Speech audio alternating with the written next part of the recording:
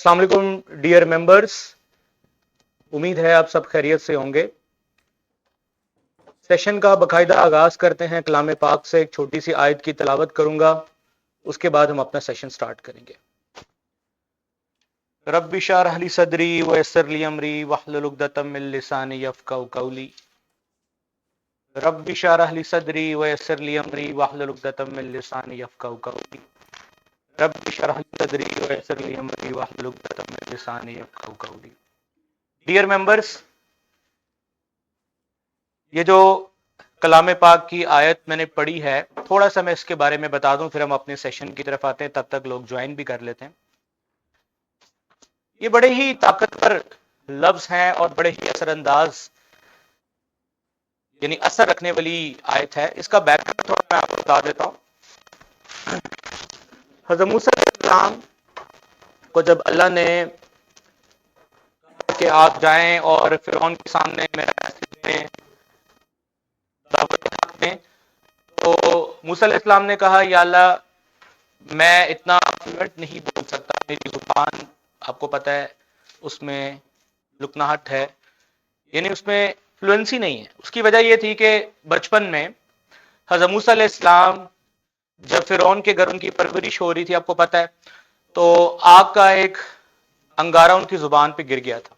गलती से बच्चे थे, उन्होंने अपनी जुबान जख्मी कर ली थी और बचपन से ही उनकी जुबान के अंदर फ्लुएंसी नहीं थी। तो अल्लाह ने उन्हें यह आयत दी कि पढ़ें और ये पढ़ने के बाद आप बात करें। तो इसलिए आज आप किसी भी मुकर्रर को जब सुनते हैं तो वो अपनी बात शुरू करने से पहले इस आयत को 3 दफा पढ़ते हैं। मेरी जुबान में भी बहुत प्रॉब्लम था और आपको पता है कि हम सब उस्ताद हैं और हम सब के पास जो ताकत है वो बोलने की ताकत है।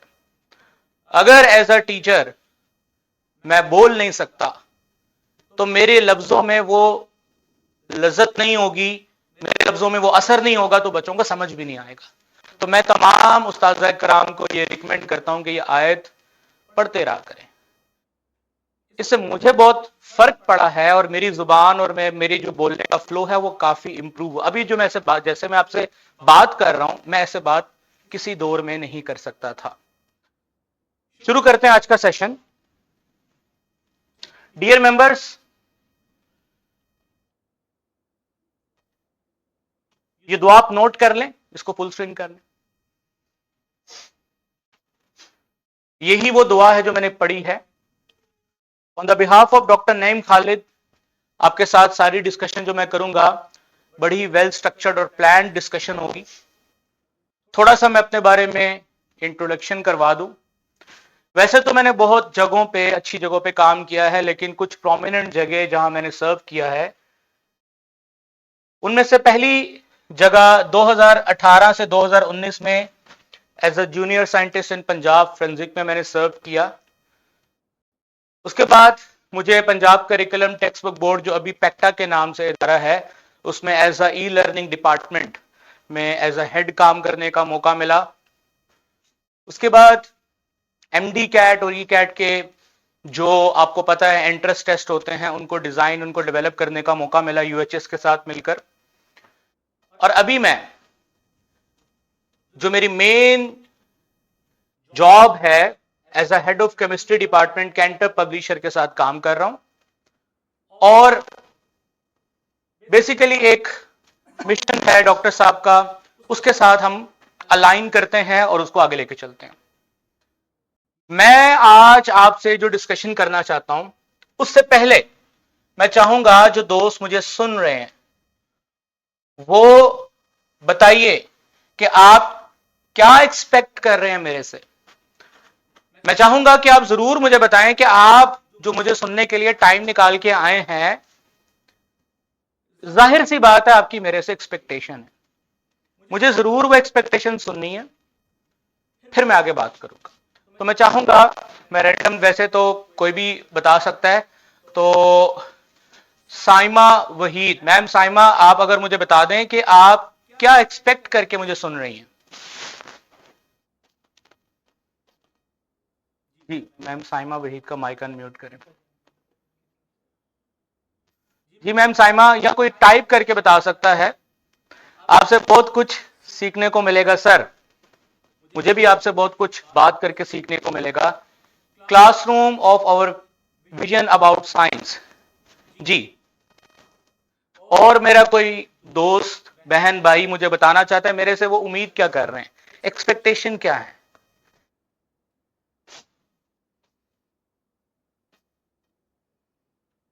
कि मैं जरूर ये पूछता हूं, और बताएं, लर्न समथिंग न्यू। कोशिश करूंगा कि कोई नई चीज आपको बताऊं। चलें, आपकी जो भी एक्सपेक्टेशन है, आपकी जो भी एक्सपेक्टेशन है, मेरी भी आपसे कुछ एक्सपेक्टेशन होंगी, और वो क्या एक्सपेक्टेशन होंगी मैं यहां पर मेंशन कर देता हूं। देखिए, we all are at point A. हम सब एजुकेशनिस्ट हैं, हम सबको पता है एजुकेशन क्या है, हम सब जानते हैं कि जो हम प्रोसेस कर रहे हैं उसमें हम क्या करेंगे, कंटेंट क्या पढ़ाना है, पढ़ाना कैसे है। अभी हम जिस पॉइंट ऑफ टाइम पे हैं वो है ए। मैं भी इस पॉइंट ऑफ टाइम को फॉलो करता रहा हूं, समझता हूं एज एन एजुकेशनिस्ट। लेकिन एक नया थॉट प्रोसेस है, एक नया स्कूल ऑफ थॉट है पॉइंट बी, जिसपे मैं कन्विंस्ड हुआ ड्यू टू डॉक्टर नहीं। और पॉइंट ए से पॉइंट बी पे ले जाना ऐसा ही है जैसे कि एक टीचर के लिए अपना ईमान चेंज करना। मतलब मुझे अगर आज कोई कह दे ना कि आप मुस्लिम हैं या क्रिश्चियन हो जाए, या किसी क्रिश्चियन को कह दें आप मुस्लिम हो जाए, तो ये बहुत मुश्किल काम होता है मजहब को चेंज करना। इसलिए एजुकेशन को लेकर हमारा जो थॉट प्रोसेस है, उस पॉइंट ऑफ टाइम को मैं ए समझता हूं और उसको बी में ले जाना ये इतना ही मुश्किल है टीचर्स के लिए जैसे कि किसी को अपना ईमान चेंज करना। ये मेरा मानना है, हो सकता है आप मेरे से डिफर करें। और डेफिनेटली पॉइंट ए से पॉइंट बी पे आप एजुकेशनिस्ट हैं, समझदार लोग हैं, ऐसे थोड़ी जाएंगे। आपको इसके लिए मुझे क्या प्रोवाइड करनी पड़ेगी, लॉजिक, मंतक। लॉजिक के बगैर आप मूव नहीं करेंगे, डेफिनेटली कोई भी नहीं मूव करेगा अपने पॉइंट ऑफ व्यू से। आइडिया बड़ा सिंपल है। How can one become 21st century teacher and effectively teach Gen Z students? आप सबको पता है कि ये जो नस्ल हमारे सामने इस टाइम हम पढ़ा रहे हैं वो जेन जी है। हम इसको इफेक्टिवली कैसे पढ़ा सकते हैं?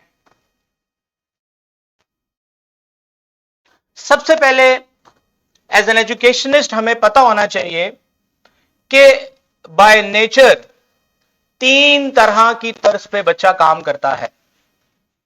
कुछ चीजें उसने जिंदगी में एज एन ऑडिटरी लर्नर सीखनी है, कुछ चीजें उसने जिंदगी में कैनेस्थेटिकली सीखनी है, हैंड्स ऑन प्रैक्टिस से सीखनी है, और कुछ चीजें उसने विजुअल लर्निंग से सीखनी है। अगर मैं बात करूं 2005 2006 के बच्चे की या इवन के 2010 के बच्चे की, तो उनका एक्सपोजर क्या था। और अगर मैं बात करूं उस बच्चे की जो 2015 में पैदा हुआ, 2016-17 में पैदा हुआ, इनका एक्सपोजर क्या है। डेफिनेटली अगर आप 2005, 6, 10 के बच्चों की बात करें तो उनके एक्सपोजर में क्या था, स्क्रीन टाइम बहुत थोड़ा था। हम सब इससे एग्री करते हैं, गैजेट्स भी नहीं थे, और जो उसका लाइफस्टाइल था बच्चे का वो बड़ा डिफरेंट था। उसके उस लाइफस्टाइल की वजह से, एक मिनट रुकिए जरा जी, sorry, I am back. Start करें जल्दी से, सॉरी फॉर डिले, मैं जल्दी से इसको जरा, थोड़ा सा पीपीटी में एरर आ गया था। चलें जी, ओके डियर मेंबर्स, हम अपनी बात पे वापस आते हैं। एक्सपेक्टेशन, देखिए हम सब इसके पॉइंट ऑफ व्यू पे खड़े हैं, पॉइंट ए पे, और पॉइंट ए से हमने मूव करना है पॉइंट बी पे विद लॉजिक।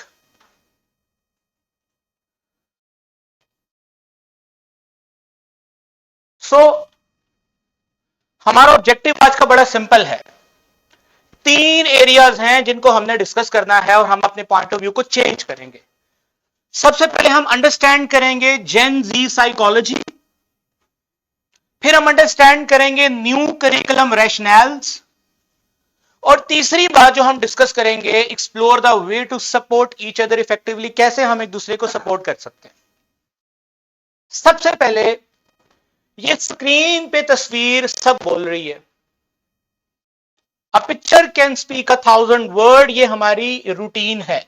और मैंने एक रिसर्च पेपर से ये डेटा लिया है।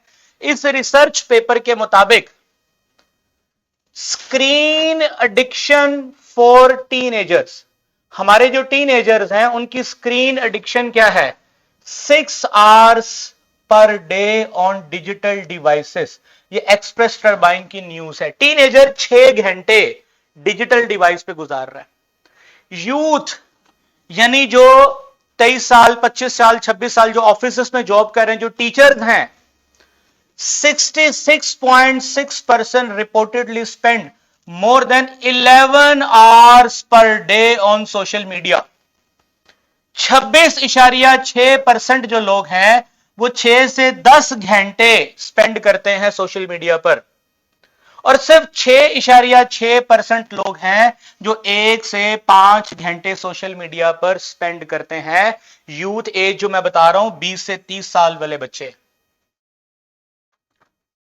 और अगर मैं बात करूं 66.1% ऑफ स्टूडेंट्स, अब मैं स्टूडेंट्स की बात कर रहा हूं, स्टूडेंट्स की, spend more than 4 hours per day on social media. ये मैंने रेफरेंसेस लगाए हुए हैं। ये वो ट्रांजिशन है, ये वो एक्सपोजर है जो आज के बच्चे में है, हमारे टाइम पे ये नहीं था। अब इस डेटा को देखते हुए ये 3 एस्पेक्ट्स हैं, millennials and Gen Z. Millennials जो मैं बात कर रहा हूं आपके साथ, हम अपने आप को मिलेनियल्स कहते हैं। जेन जी वो बच्चा है, वो नस्ल है जिसको हम पढ़ा रहे हैं। क्योंकि हम दोनों के एक्सपोजर में वाजिया फर्क है, इसलिए हमारे लर्निंग स्टाइल में भी फर्क आ चुका है काफी हद तक। ये चीज हमें रियलाइज करनी है। जो मिलेनियल्स लोग हैं प्रेफर करते हैं structured learning with some collaboration, जबकि जेन जी जो है वो प्रेफर करता है personalised, fast paced and hands on learning. बड़ी इंपॉर्टेंट बात है, personalised, fast paced, hands on learning. वो हमारी तरह नहीं सीखना चाहता जिस तरह हमने सीखा है। कंटेंट प्रेफरेंस देखी जाए तो मिलेनियल्स की कंटेंट प्रेफरेंस होती है डेप्थ, डिटेल्ड, जबकि जेन जी क्या चाहता है, प्रेफर करता है क्विक मल्टीमीडिया बेस्ड कंटेंट।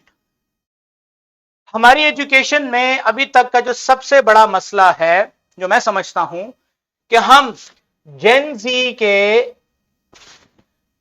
जो पॉइंट ऑफ व्यू है, जो उनके पैरामीटर्स हैं, उनको समझे बगैर हम चूंकि मिलेनियल्स हैं, हम उसको अपने तरीके से पढ़ा रहे हैं जिस तरीके से हम पढ़ते रहे हैं। तो अक्लमंदी यही है कि मेरे बच्चे ने, जो कि इस टाइम जेन जी है, जिस दुनिया में उसने जाना है वो मेरी दुनिया से मुख्तलिफ है। मैं जिस दुनिया में रह रहा हूं और मेरे बच्चे ने जिस दुनिया में जाना है वो बिल्कुल मुख्तलिफ है। आप इस चीज से एग्री करते हैं?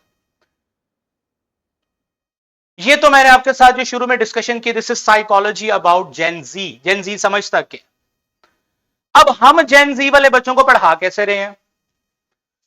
हम उन पे रोट लर्निंग टेक्निक का इस्तेमाल करते हैं। Rote learning technique.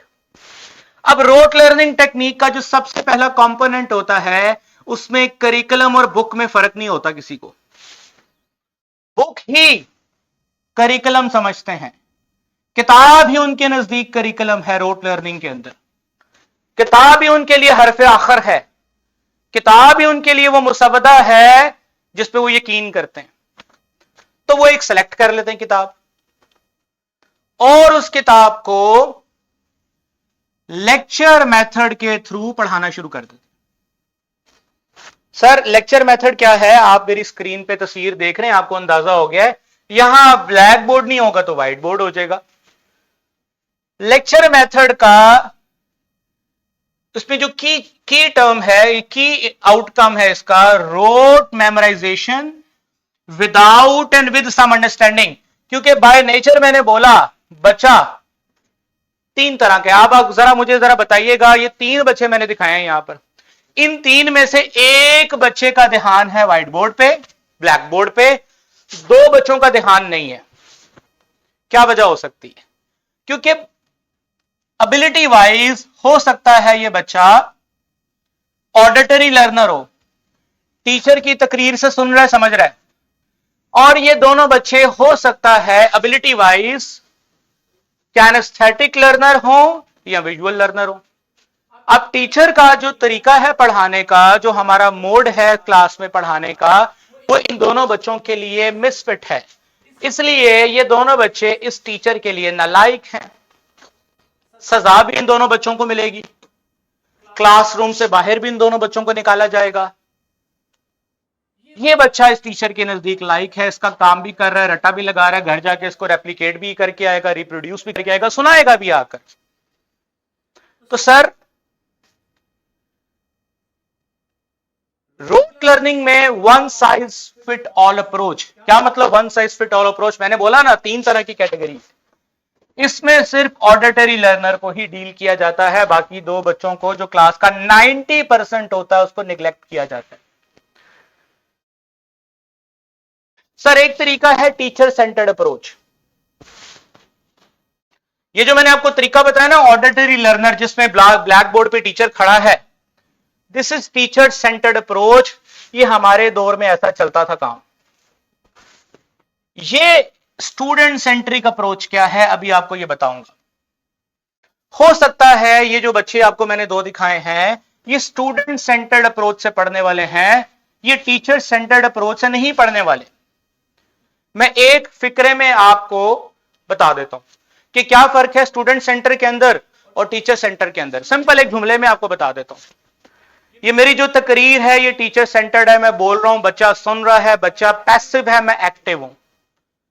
मैं जो बोल रहा हूं वो बच्चा याद करेगा, वो बच्चा वैसे ही करेगा। मैं एक्टिव हूं, बच्चा पैसिव है, दिस इज टीचर सेंटर्ड।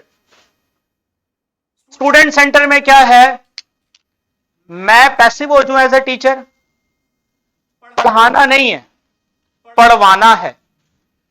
यानी कि स्टूडेंट सेंटर्ड के अंदर सबसे खूबसूरत बात क्या होती है, जैसे मैं आपको अभी एक स्टूडेंट सेंटर की मिसाल देता हूं, एक सिमुलेशन से आपको आइडिया हो जाएगा। ये गूगल पे जाएं,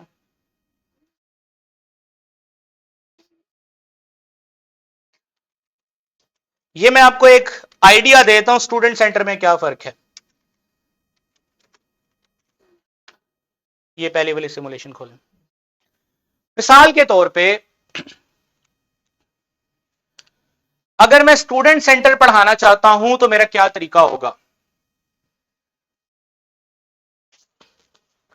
सर ये तस्वीर बच्चों को नजर आ रही है, वापस आए, नहीं इसी पे स्केप दबाएं, स्केप। सबसे पहले ये तस्वीर बच्चों को नजर आ रही, सिमुलेशन ऑपरेट हो रही है, मैंने नहीं बोलना। मैं ग्रेड 6 के बच्चों को पढ़ा रहा हूं जो ग्रेड 4 5 के अंदर सॉलिड लिक्विड गैस को पढ़ के आया है, मैंने नहीं बोलना आप कुछ भी। सिमुलेशन उसको फीड कर रही है कि इसमें कुछ ऑब्जर्व करो और बताओ बेटा इसमें तुम क्या देख रहे हो।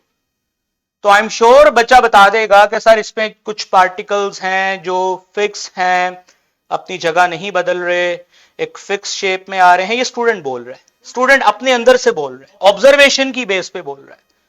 तो सर ये सॉलिड है। हाँ सर अगर ये फोर्सेस ब्रेक हो जाएं तो ये पार्टिकल अपनी जगह छोड़ देंगे जिससे इनकी शेप आउट हो जाएगी। ओके बेटा करके देखते हैं, स्केप करें।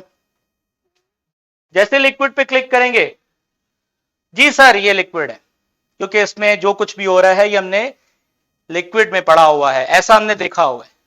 अच्छा चले बेटा मुझे एक बात बताएं, वापस करें, खुद बोल देगा सर ये गैस है। पढ़ाना कम है पढ़वाना ज्यादा है, this is called student centred approach. और हमने खुद जिस तरीके से पढ़ा था वो टीचर सेंटर्ड अप्रोच थी। हमारे पास टीचर आया, उससे सब कुछ पढ़ाया, हमने समझा। बट आज का बच्चा स्टूडेंट सेंटर्ड अप्रोच से पढ़ना चाहता है। तो रोट लर्निंग टेक्निक जो मैं आपके साथ डिस्कस कर रहा हूं, खोले जी, रोट लर्निंग टेक्निक जो मैं आपके साथ डिस्कस कर रहा हूं, उसमें टीचर सेंटर्ड अप्रोच होती है, स्टूडेंट सेंटर्ड अप्रोच नहीं होती। आप समझ गए ये कौन सा बच्चा है? ये वही बच्चा है जो क्लासरूम में मिसफिट है। इसको लेक्चर पे ध्यान देने के लिए टीचर डांटती भी है। इसके पेरेंट्स को ये बताना चाहते हैं कि हम आपके बच्चे पे कितनी मेहनत कर रहे हैं, घर में इनको होमवर्क भी दिया जाता है। सर, ये सारी प्रैक्टिस एक रिजिड करिकुलम के गिर्द की जाती है, यानी जो बुक हमने सेलेक्ट की है जिसमें बहुत लिमिटेड विजुअल्स होते हैं, और हम स्कूल एकेडमीज में हमारी रवायत है कि हम एक्स्ट्रा क्लासेस का भी एहतमाम करते हैं, जिससे हम पेरेंट्स को ये फील देते हैं कि हम बहुत मेहनत करते हैं। करवाना हमने क्या है? करवाना हमने ये है कि rigorous practice session for memorization, रटा। स्टैंडर्डाइज्ड असेसमेंट हमने लेनी होती है। क्या मतलब स्टैंडर्डाइज्ड असेसमेंट का? ऐसी असेसमेंट जिसका स्टैंडर्ड फिक्स है। 5 एमसीक्यू आने हैं, 4 शॉर्ट क्वेश्चन आने हैं, 2 लॉन्ग क्वेश्चन आने। मैं मानता हूं ये बोर्ड का पैटर्न है, लेकिन मैं अभी अपने सिस्टम को डिस्कस कर रहा हूं। एक स्टैंडर्डाइज्ड पैटर्न के ऊपर हमने क्वेश्चन पहले से ही बच्चों को बताए होते हैं कि बेटा ये तुमने याद करने हैं, ये इंपॉर्टेंट नहीं है, ये इंपॉर्टेंट है, ये इंपॉर्टेंट है, ये इंपॉर्टेंट है, ये इसके आंसर्स हैं। आप इन आंसर्स को याद कर लो, आपका पेपर हो जाएगा। ये हमारा तरीका है इम्तिहान लेने का। और हम स्कूल में ऐसी टीचर ट्रेनिंग का इस्तेमाल करते हैं जो एम्फसाइज करती है मेमोराइजेशन टेक्निक्स, रट्टा लगाने के लिए निमोनिक्स, क्विक रिकॉल कैसे करनी है, नोट्स कैसे बनाने हैं, प्रेजेंटेशन कैसे बनानी है, और हम इन सब चीजों पे एम्फसाइज करते हैं। पेरेंट टीचर मीटिंग में हमारे पास 2-4 आर्गुमेंट से ज्यादा आर्गुमेंट नहीं होते। सर मैं टीचर हूं, मेरे पास पेरेंट आएगा तो मेरा एक ही मकसद है, बच्चे पे डाल दो, ये घर नहीं पढ़ता। मैंने इसको घर से काम करने के लिए दिया था, ये नहीं पढ़ता।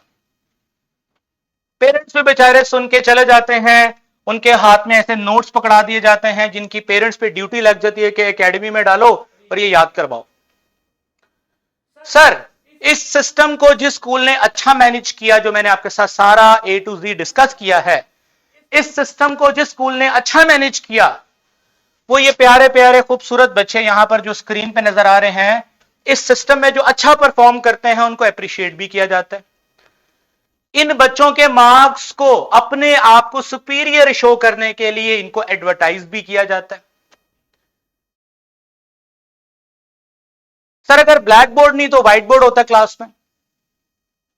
इन अ नटशेल, अगर मैं अपनी सारी बात को कंक्लूड करूं तो हमारा एजुकेशन सिस्टम क्या है?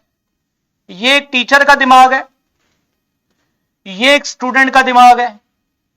टीचर को एक फिक्स किताब याद है, वो अच्छे तरीके से उसको कॉपी करता है और कोशिश करता है बच्चे के दिमाग में वो कंटेंट को क्या करे, पेस्ट करे, और बच्चा उस कंटेंट को एग्जाम शीट पे उतार सके।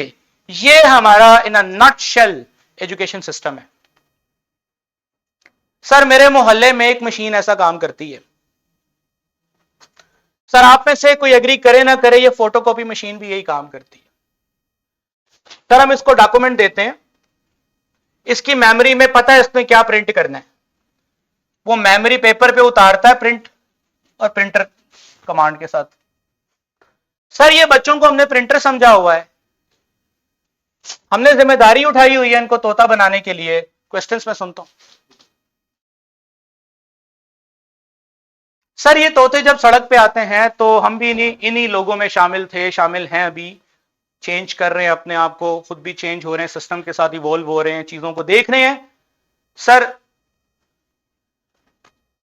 इस तरह की सूरत हाल जब सामने हम देखते हैं, इन्वेस्टमेंट पैसों की भी, टाइम की भी इन्वेस्टमेंट, इस तरह की सोशल मीडिया पे पोस्ट हम देखते हैं तो हमारा दिल दुखता है। सर ये जो जितनी भी मैंने आपसे डिस्कशन की है, दिस इज पॉइंट ए। हम इस जगह पे खड़े हैं, पॉइंट ए पे। हम उस फैक्ट्री को रन कर रहे हैं, हम उस प्रोसेस को सपोर्ट कर रहे हैं जो पॉइंट ए है। अभी हम सबको ट्रांजिट करना है, मूव करना है, अपने ईमान को बदलना है, पॉइंट बी पे जाना है विद लॉजिक। अभी जो मैंने जो भी डिस्कस किया है वो पॉइंट ए है। सर एक रिसर्च के मुताबिक ये 4 लोगों की, 3 लोगों की, 4 वैसे हैं, ये 3 लोगों की जिंदगी मैंने पढ़ी है, इन पे मैंने डॉक्यूमेंट्रीज पढ़ी हैं, इनकी इंटरनेट पे मौजूद है, मैं ग्रुप में भेज दूंगा। सर ये नरजिश, आसिफा अख्तर, डॉक्टर सारा कुरैशी, सर ये इस टाइम दुनिया के मशहूर साइंसदान हैं, हमें पता ही नहीं। इनमें से सर डॉक्टर सारा कुरैशी के साथ मेरी 1-2 दफा मुलाकात भी हुई है, क्योंकि ये हमारे गांव से। सर जब इनसे बैठे, इनके पास बैठे, इनकी आइडियाज को देखा, इनको समझा, इनको सुना, इनकी बातों को समझा, तो हमें अंदाजा हुआ कि इनकी डेवलपमेंट का जो प्रोसेस है वो हमारे यहां तो है ही नहीं। जिस तरीके से इन बच्चों ने अपने आप को डेवलप किया, जो इस टाइम मशहूर साइंसदान है, ये तो हमारे सिस्टम में है ही नहीं। हमारे बच्चों को शायद इन सब का नाम पता है, लेकिन हमारे बच्चों को शायद इनमें से किसी का नहीं पता। हमारे जो हीरोज हैं वो बहुत गलत हैं। हमारी प्रेफरेंस लिस्ट में हीरो ये होने चाहिए थे। शायद आप में से जितने लोग भी मुझे सुन रहे हैं, कोई भी इनको नहीं जानता, लेकिन मैं गारंटी से कह सकता हूं कि आप इन सबको जानते हैं, और आप इन सबको जानते हैं। और जेन जी is more drawn to these vloggers because they feel they gain more from them from their teachers in school. बच्चों को लगता है कि हमें इनसे ज्यादा मिल रहा है। सर ये सारा वाई, इसका आंसर मेरा अब नेक्स्ट सेशन में आपको मैं इसी चीज का आंसर दूंगा। अभी तक मैंने जितनी भी बात की वो सारे वो कसूर हैं जो हमारे अंदर हैं, वो सारी खामियां हैं जो हमारे अंदर हैं। अब उनके सॉल्यूशंस, सॉल्यूशन सर एक ही है, टीचर्स। सर ये एक मशहूर चीज है, आपको पता है, आपने डॉक्टर साहब से भी कई दफा सुना है कि जो डॉक्टर की गलती है वो एक इंसान की जान ले सकती है, एक इंजीनियर की गलती बिल्डिंग को खराब कर सकती है, लेकिन एक उस्ताद की गलती, एक उस्ताद अगर गलत डायरेक्शन पे एजुकेशन को प्रोसीड कर रहा है तो वो कौम को तबाह कर सकता है। सर ये जो हमारा रोट लर्निंग सिस्टम है, जो सिंपल आपको बता रहा है कि हमारे एजुकेशन प्रोसेस सिंपल, ये तस्वीर आपको बता रही है, रोट लूप पे जो हमने बच्चों को फंसाया, exam, preparation, learn, exam, forget, preparation, learn, exam, forget. ये हमारी इस 21वीं सदी का सबसे बड़ा फ्रॉड है जिसमें हमारे बच्चे फंसे हुए हैं। जेन ज़ी जब अपने छोटे कजन को उसने स्कूल यूनिवर्सिटी में जाते हुए देखा और आगे से इस तरह से निकलते हुए देखा, उसका तालीम से एतबार उठ चुका है, वो नहीं पढ़ना चाहता। सर सॉल्यूशन, 21वीं सदी का टीचर बनना है और जेन ज़ी को पढ़ाना है, फिर देखते हैं कि ये कैसे नहीं पढ़ते। और उसके लिए हमें as a teacher T pack plus model को फॉलो करना होगा। और टी पैक प्लस मॉडल क्या है, उसी की मैं एक नमूना, एक एग्जांपल आपके सामने रखूंगा। जल्दी से मैं क्विकली आपसे कुछ चीजें डिस्कस कर लेता हूं रिगार्डिंग करिकुलम, और एक नमूने के तौर पर एक चैप्टर आपके सामने मैं प्रेजेंट करूंगा। सर इन तमाम मसाइल का हल करिकुलम 2022 और 23 में मौजूद है, जो कि करिकुलम हमें 3 बातें बताता है कि पढ़ाना क्या है, हाउ टू टीच, कैसे पढ़ाना है, how much to teach, and how to examine. मिसाल के तौर पे सर, मैं जल्दी से, टाइम कम है, मैं अपनी पीपीटी को फास्ट फॉरवर्ड आगे कर रहा हूं। ये सारी बातें डॉक्टर साहब ने आपको बताई हुई है कि नए करिकुलम को बनाने का मकसद क्या है, ये सब कुछ आपने डॉक्टर साहब से सुना हुआ है। मैं स्पेसिफिकली साइंस के करिकुलम पे आऊंगा जी वो दूसरी पीपीटी खोल लें। अब मैं स्पेसिफिकली साइंस के करिकुलम पे आऊंगा।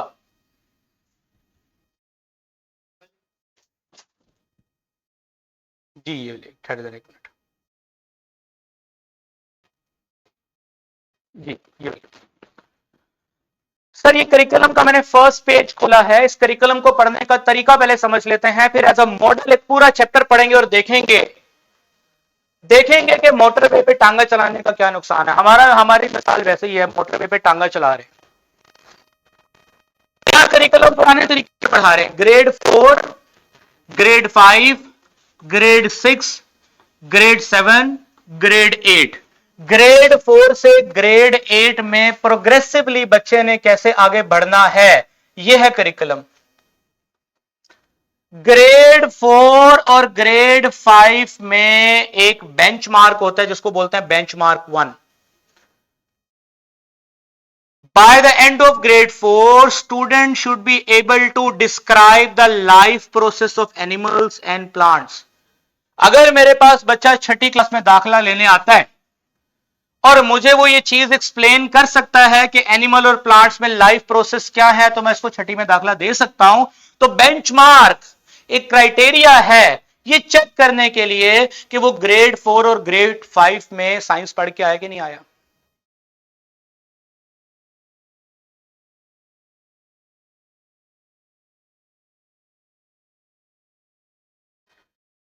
सर मैं इस करिकुलम के अंदर grade 4, grade 5, grade 6, grade 7, grade 8 के एक पूरी डोमेन को डिस्कस कर रहा हूं आपके साथ। Domain be called physical science. मेरी पहले वाली पीपीटी खोलें।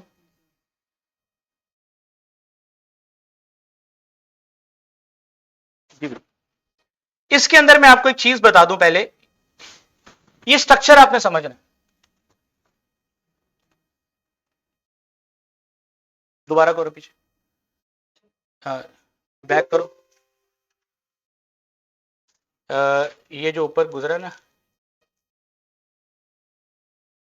ये वाला पेज, ओके इसको बड़ा कर दो।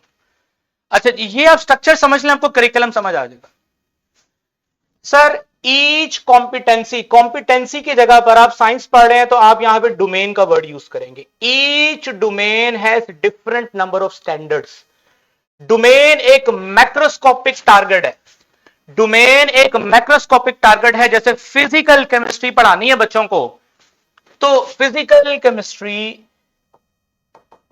मिसाल दे रहा हूं आपको, एक डोमेन होगी, ये मैक्रोस्कोपिक टारगेट हो गया।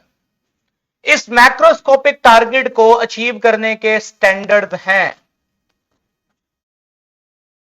छोटे छोटे स्टैंडर्ड। मिसाल के तौर पे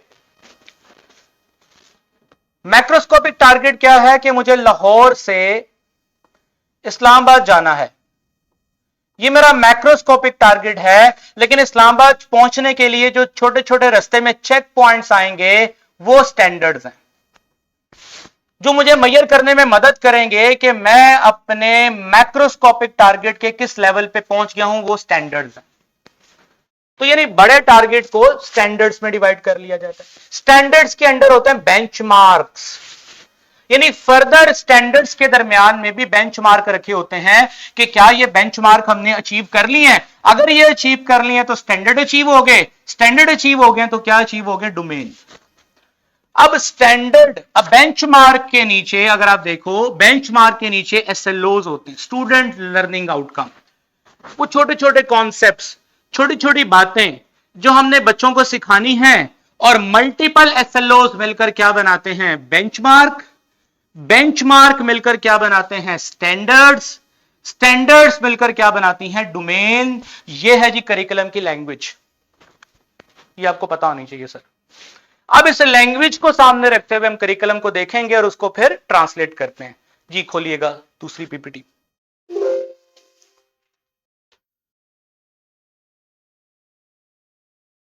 बस ठीक है,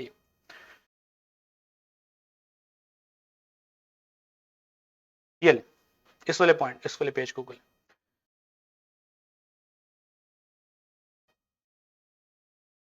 ठीक है, ठीक हो गया, चलें जी। ये देखिए, ये रही domain C, earth and space बच्चे ने सीखना है, अर्थ एंड स्पेस साइंस। मैं मिसाल दे रहा हूं आपको, ये डोमेन का कुछ पोर्शन ग्रेड 8 में होगा, कुछ ग्रेड 5 में होगा, कुछ ग्रेड 6 में होगा, कुछ ग्रेड 7 में होगा, कुछ ग्रेड 8 में होगा, लेकिन इन सारे स्टैंडर्ड्स को मिलाकर आपका एक डोमेन बना जिसका नाम है अर्थ स्पेस साइंस। जैसे ग्रेड 4 में क्या पढ़ना है बच्चे ने? Earth and it resources, earth in the solar system. Grade 5 में क्या पढ़ना है? वही अर्थ, उसी अर्थ को पढ़ना है, लेकिन स्ट्रक्चर ऑफ अर्थ और सॉइल, स्पेस एंड सैटेलाइट पढ़ना है, यानी उसकी प्रोग्रेशन आ गई ना आगे। उसी चीज को आगे एक्सटेंड करना है ग्रेड 6 में सोलर सिस्टम के अंदर, उसी चीज को आगे एक्सटेंड करना है ग्रेड 7 में अर्थ एंड स्पेस के अंदर। सर उसी चीज को आगे लेके आना है ओवर यूनिवर्स के अंदर। तो ये स्टैंडर्ड्स हो गए। अब इन स्टैंडर्ड्स को अचीव करने के लिए छोटे छोटे बेंचमार्क हैं। पहला benchmark, by the grade 5 student will be expected to describe these things. ये एसएलओज है नीचे। 5वीं तक, चौथी और 5वीं तक बच्चा अगर अपनी क्लास में अच्छा पढ़ के आया, समझ के आया, तो उसको ये सब कुछ एक्सप्लेन करना है। इसी तरह जो अगला बेंचमार्क है, बाय द ग्रेड 8, जो 8वीं ग्रेड के एंड तक चेक होगा, student will be expected to. अब नीचे इसके एसएलओस लिखे होंगे जो मैंने यहां लिखे नहीं है लेकिन मौजूद है। मैंने आपके लिए क्या किया है? मैंने एक जबरदस्त चीज आपके लिए बना दी है। मैंने सारे करिकुलम को आसान कर दिया है। कैसे आसान कर दिया है? पीडीएफ खोलें, फॉक्सिट के अंदर जाएं। सर मैंने क्या किया है? मैंने आपके लिए डॉक्यूमेंट तैयार कर दिया है। मैंने उस करिकुलम में से डोमेन्स अलग कर दिए हैं। जरा गौर से देखिएगा। जैसे डोमेन ए 6, 7, 8, आप देखिए मैंने 9th भी साथ लिखा हुआ है। क्यों? ये जो मैं डोमेन आपके साथ डिस्कस करने लगा हूं, ये चौथी 5वीं की नहीं है, ये स्पेसिफिकली 6, 7, 8 की है, और चौथी 5वीं की अलग मैं दे दूंगा फाइल आपको। इसमें मैंने क्या किया है कि एटॉमिक स्ट्रक्चर एंड सब एटॉमिक पार्टिकल्स की डोमेन समझने के लिए 6ठी क्लास का जो एसएलओ था वो क्या था, वो मैंने यहां लिख दिया। ये देखिए,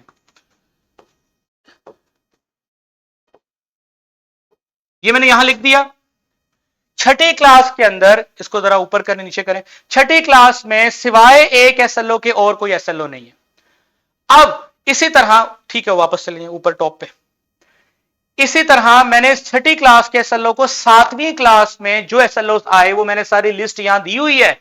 7वीं क्लास के तमाम एसएलओ की लिस्ट मौजूद है। फायदा क्या होगा? 7वीं में जब पढ़ाना है तो पता होगा 6ठी में क्या पढ़ाया है। 8वीं क्लास आप देख लें, बिल्कुल खाली है। इन शॉर्ट एटॉमिक स्ट्रक्चर और सब एटॉमिक पार्टिकल्स के बारे में बच्चा मुकम्मल तौर पे 7वीं तक सीख चुका होगा। 8वीं में कुछ नहीं पढ़ना। 9th क्यों शामिल की? ताकि जब आप प्री 9th पढ़ाना स्टार्ट करो, जब आप प्री 9th पढ़ाना स्टार्ट करो तो सर प्री 9th में आपको पता हो कि आपने प्री 9th में जिन स्टूडेंट लर्निंग आउटकम्स को पढ़ाना है वो ग्रेड 6 या ग्रेड 7 में कितने लेवल पे उनको पढ़ाया हमने, ताकि ग्रेड 9th में आप प्री रेक्विजिट नॉलेज के तौर पर 6ठी और 7वीं के एसएलओस को भी डिस्कस करें। ये गुलाबदीन, आपका क्या क्वेश्चन है आप जरा कर लें, फिर मैं सिमुलेशन अप्लाई करके ये सारी वर्टिकल लिंकेज आपको समझाता हूं। जी गुलाबदीन। वालेकुम सलाम। सर मैं गुलाबदीन डिमेरिट से जी जी। मेरा क्वेश्चन ये है कि साइंस को हम जो है पढ़ाते हैं, लेकिन साइंस पढ़ाने के लिए डोमेन को समझने की चीज है जी। तो क्या ऐसे स्किल्स हमें प्रोवाइड कर सकते हैं या डिजिटल वे के थ्रू? अभी वही सर, मैं वही जो स्टूडेंट है और ग्रेड 7 का, उसको हम चीजें प्रैक्टिकली एक्सपेरिमेंट कर सकते हैं। सर मैं अभी आपको ये डोमेन सारी बताकर ना प्रैक्टिकल तरीका ही बताने वाला हूं कि बोर्ड का यूज किए बगैर समझाएं कैसे, डिजिटली कैसे समझाएं जिससे वो समझ सके।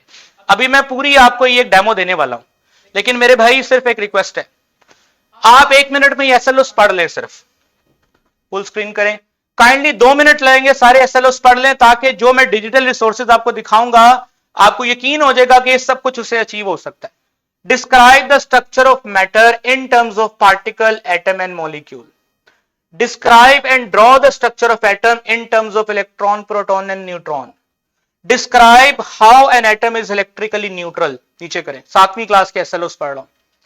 Show the arrangement of electron in K, L, M shell and draw structure of first 18 element in periodic table. नीचे करें। Draw atomic structure of an element in periodic table. नीचे करें। Differentiate between atomic number, mass number. Determine the atomic number, mass number of an element on the basis of number of proton, electron and neutron. Sir ये सब कुछ मैंने 7वीं के एसएलओस पढ़ लिए। अब 8वीं के एसएलओस भी देख लें। ये तमाम एसएलओ 8वीं में देखें तो 8वीं का कॉलम खाली है, यानी 8वीं में कोई एसएलओ नहीं है। अब ये लिंक करते हैं 9th के साथ। ऊपर करें, जल्दी से जरा देख लीजिएगा 9th में क्या एसएलओ है। वही 7वीं का एक्सटेंशन है 9th में। Explain the structure of an atom as a central nucleus containing neutron, proton surrounded by electron in a shell.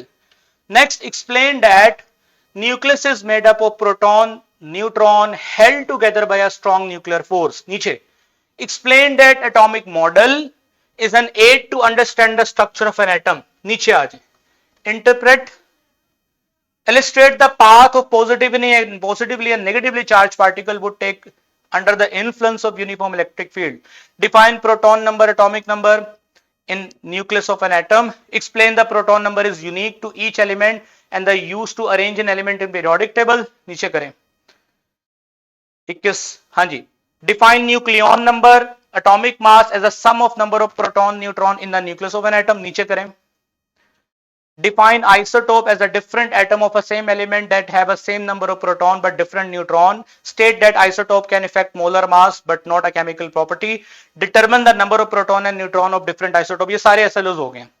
अगर मैं मैक्रोस्कोपिकली देखूं, इसको बंद कर दें, नीचे कर, इसके नीचे जाएं, लिंक्स लगे हुए हैं सारे, बस छोड़ दें कि ये बेंचमार्क। अब मैंने क्या किया है, इन तमाम एसएलओस को इकट्ठा कर दिया है, एक बेंचमार्क बना दिया है कि अगर आप ये तमाम एसएलओस पढ़ लेंगे तो ये बेंचमार्क अचीव हो जाएगा। एक दफा ये बेंचमार्क पढ़ लें। After learning the SLOs on atomic structure and subatomic particles, student will understand structure of an atom. Atom का structure समझ जाएंगे, including proton, neutron and electron. They will be able to draw atomic structure for the first 18 elements and show electronic arrangement in K, L, M shell. Student will explain how atoms are electrically neutral and understand the role of proton and neutron in nucleus.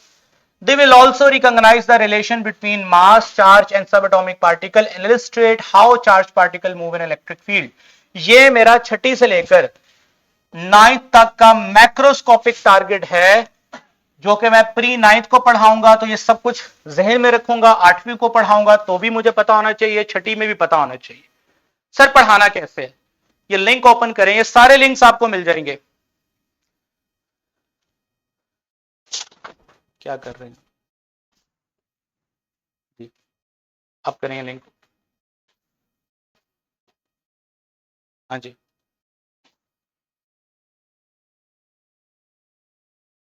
One by one करके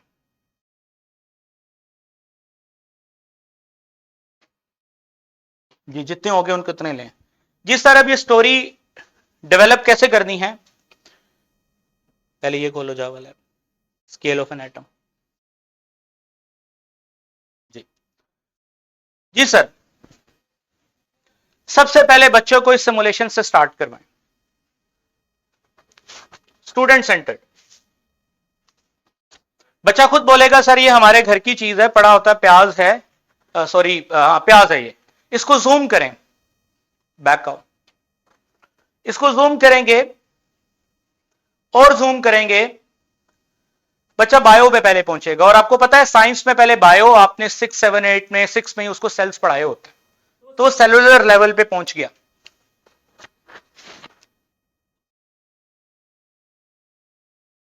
sir जब आप उसको इस level पे ले आएंगे तो बच्चा कहेगा सर ये क्या चीज है, मैंने तो पहले कभी नहीं देखी। तो यहां से आप एस्टैब्लिश करें कि बेटा ये आपको जो छोटे छोटे सर्कल्स नजर आ रहे हैं ना, दीज आर कॉल्ड पार्टिकल्स। और छठी क्लास में पार्टिकल थ्योरी से स्टार्ट होता है, आपको पता है। इससे वो स्टैब्लिश हो जाएगा कि उसके आसपास जितना भी मटेरियल है, जितना भी मैटर है, सॉलिड लिक्विड गैस, वो पार्टिकल से मिलकर बना है। और ये छोटे छोटे सर्कल बेटा पार्टिकल्स हैं।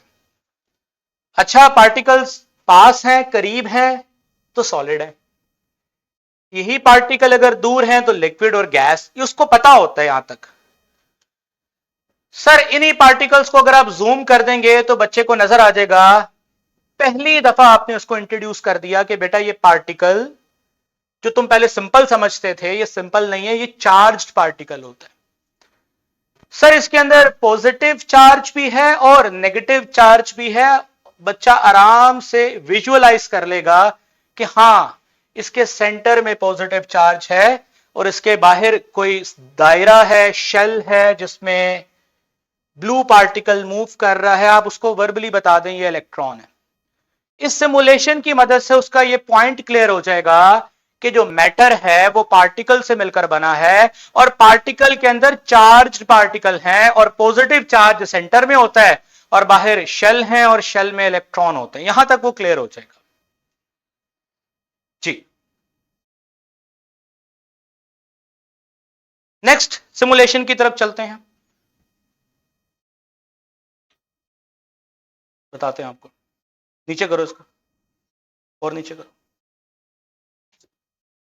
ये खोलो, लाओ। चल, अब नेक्स्ट सिमुलेशन में बेशक आप ये सिमुलेशन पहले दिखा दें उसको, कोई इश्यू नहीं, आप बेशक यहां से स्टार्ट कर सकते हैं। इससे क्या होगा, वो पहले पार्टिकल का कॉन्सेप्ट रिकॉल कर लेगा कि सॉलिड लिक्विड गैस के अंदर जो है वो पार्टिकल ऐसे पाए जाते हैं। फिर अब वो प्याज वाले सिमुलेशन दिखा दें जिसमें इन्हीं पार्टिकल्स को वो फर्दर इलैबोरेट कर लेगा कि इसमें पॉजिटिव चार्ज भी है और नेगेटिव चार्ज भी है। आई एम श्योर यहां तक बच्चा ये समझ जाएगा। वापस आ जाए, हाँ जी पीडीएफ। अच्छा, अब फर्दर क्या करना है आपने, फेट पे जाओ। नेक्स्ट सिमुलेशन जो आपने खोलनी है वो मैं आपके सामने लेके उसको,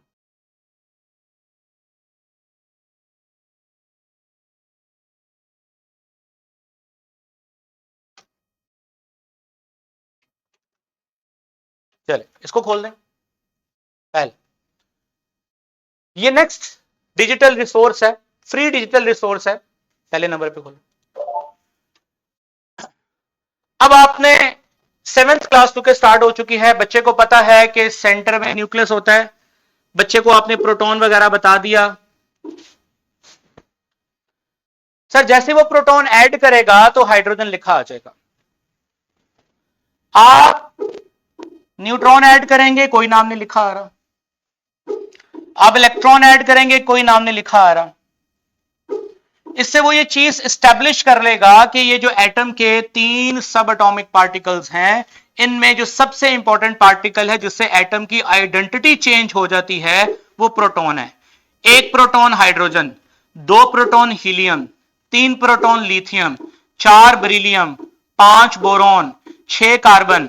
आप स्टार्ट करें इस बात से कि जिस तरह आपका क्लास में रोल नंबर होता है, इसी तरह हर एटम का भी एक रोल नंबर है जिसको हम आईडी कार्ड नंबर या आइडेंटिफिकेशन नंबर बोलते हैं।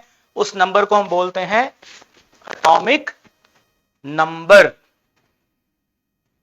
अच्छे से प्रैक्टिस करवाएं, अच्छे से प्रैक्टिस करवाएं। 1 proton, 2 proton, 3 proton, 4 proton, 5। Then further उसके बाद आप क्या करें, आप बताएं ओवरऑल एटम चूंकि न्यूट्रल होता है, इस चीज को स्टैब्लिश करने के लिए नेट चार्ज वाला ब्लॉक खोल लें आप। यहां पर आ रहा है +3। सर 3 इलेक्ट्रॉन एंटर करेंगे, बच्चा खुद ही समझ जाएगा कि 0 चार्ज हो गया है। इससे पता चल जाएगा कि इलेक्ट्रॉन के ऊपर ऑपोजिट चार्ज होता है प्रोटॉन के मुकाबले में, वो यहां से समझ जाएगा। अब यहां पर न्यूक्लियर स्टेबिलिटी वाला बटन ऑन कर दें। अब न्यूक्लियर स्टेबिलिटी वाले बटन से उसको क्लियर हो गया कि न्यूक्लियस अनस्टेबल। क्यों अनस्टेबल है? बिल्कुल वो बच्चा खुद ही समझ आएगा, सेम चार्ज है, रिपेल करेगा, इसलिए अनस्टेबल है। इसलिए इसमें न्यूट्रॉन प्लेस करते हैं, एक न्यूट्रॉन बफर के तौर पे, 2 न्यूट्रॉन, 3 न्यूट्रॉन, तो वो स्टेबल हो गया।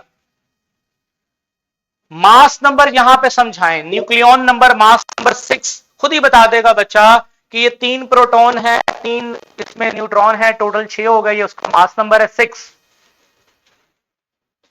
सर एक न्यूट्रॉन और एंटर करें, यस, अभी भी स्टेबल है। इसका मतलब लिथियम का जो एलिमेंट है उसमें 2 एटम है, एक लिथियम 6 और एक लिथियम 7, चलें एक और तो अनस्टेबल।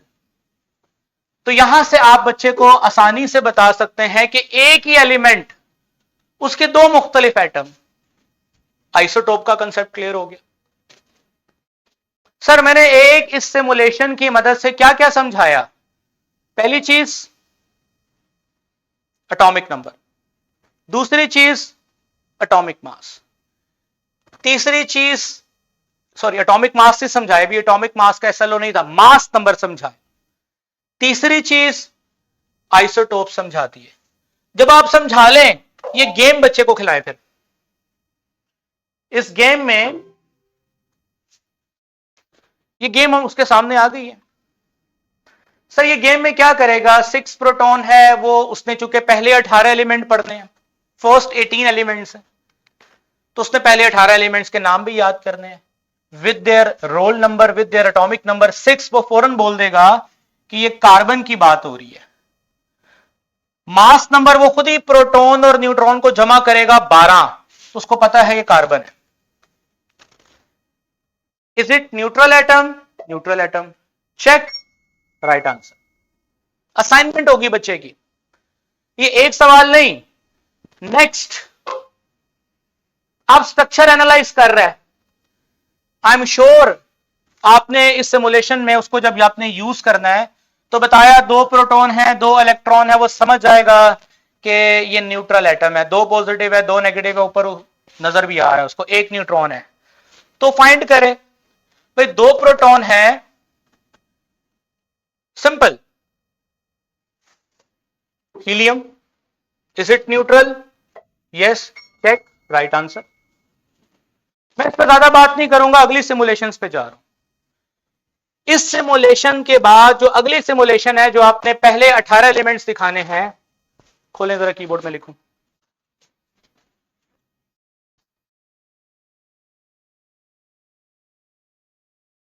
जी नेक्स्ट सिमुलेशन में आपके लिए खोल रहा हूं।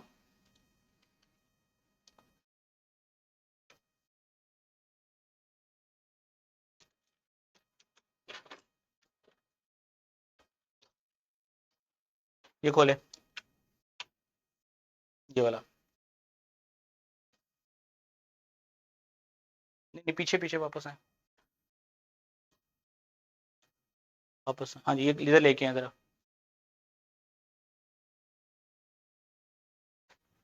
ये इसका ये मसला क्यों है? यहां से इसका जूम खराब हुआ है, जूम ठीक करेगा इसका। यहाँ पे ये 100% करें, 150% की जगह 100% करें, ठीक है,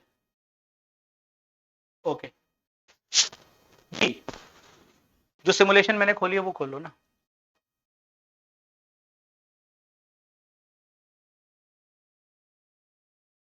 क्या कर रहे हैं आप? इसको खोलो,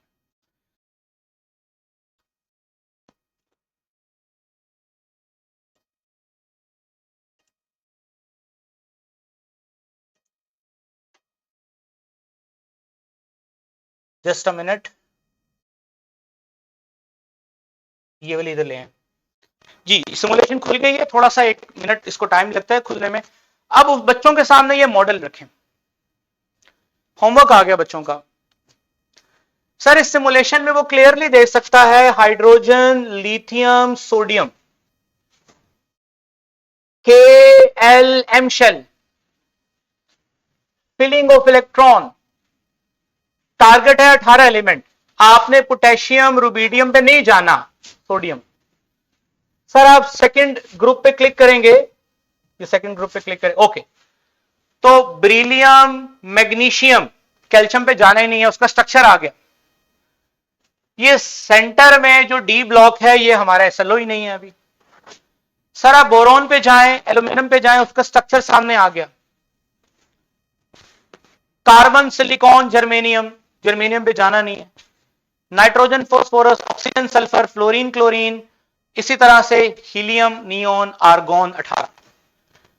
आपने जो उसको एटम का स्ट्रक्चर समझाया, पढ़ाया, आइसोटोप्स का कंसेप्ट दिया, अब वो 18 एलिमेंट्स के स्ट्रक्चर को ड्रॉ कर सकता है।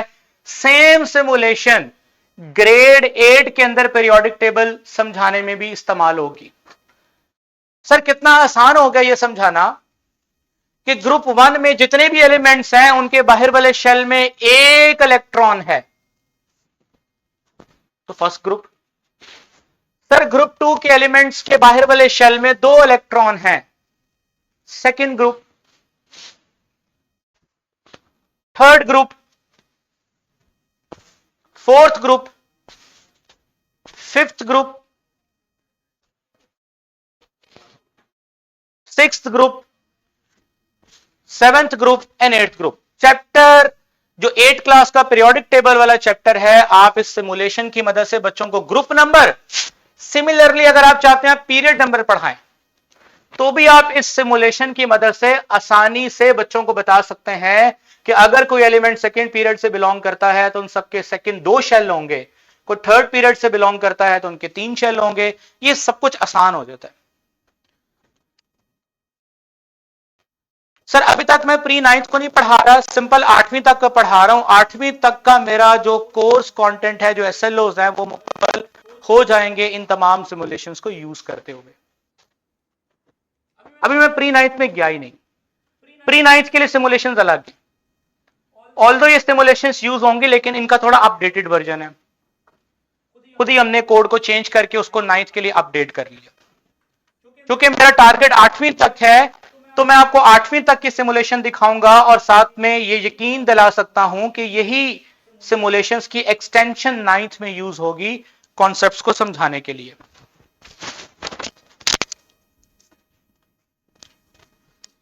चल वापस आ जाएं PDF पे। Sir with the help of these resources हम बड़े आसानी से ये सारी बातों को समझा सकते हैं। अब मैं एक दो और सिमुलेशन अपना दिखाना चाहूंगा। उनका मकसद ये होगा कि किस तरह वो सिमुलेशंस दिखाकर हम इसी कंटेंट को ग्रेड 9th में कैसे अपडेट कर सकते हैं। अभी सिर्फ 1 मिनट लगेगा, सिमुलेशन को लोड होने में थोड़ा सा टाइम लगता है।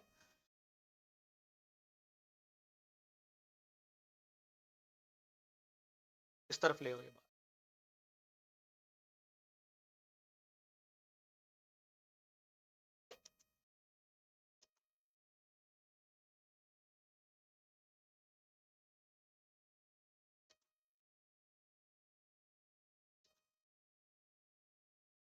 चलें ये खोलें।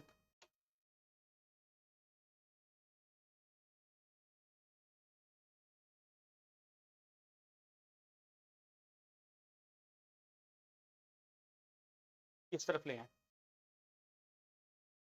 जी, इस तरफ ले आए जी। अब एक और सिमुलेशन है। अब ये सिमुलेशन आपने बड़े ही एहतियात से यूज करनी है क्योंकि इसमें बच्चों को कंफ्यूजन भी हो सकती है। क्योंकि SLO था कि आपने चार्ज पार्टिकल को इलेक्ट्रिक फील्ड में से पास करना है और उनकी डिफ्लेक्शन को शो करना है। ये ग्रेड 9th के लिए। सर ये कितनी आसान आसान चीज हो जाएगी। सिर्फ मान लीजिए ये आपको ये एरो लेके आऊं, यहां पर ये एरो जहां पे नजर आ रहा है ये समझे सर्कल चार्ज पार्टिकल है। इस पे क्या चार्ज होना चाहिए मैंने डिसाइड करना है।